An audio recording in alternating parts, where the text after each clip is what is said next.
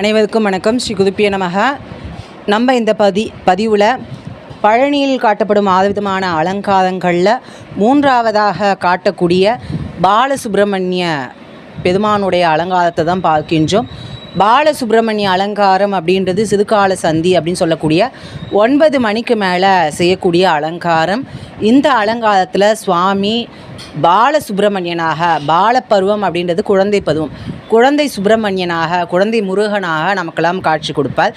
இந்த தரிசனத்தில் யாரெல்லாம் நம்ம காண்றோமோ அவர்களுக்கு இந்த குழந்தை பாக்கியம் அப்படின்றது கிடைக்கும்.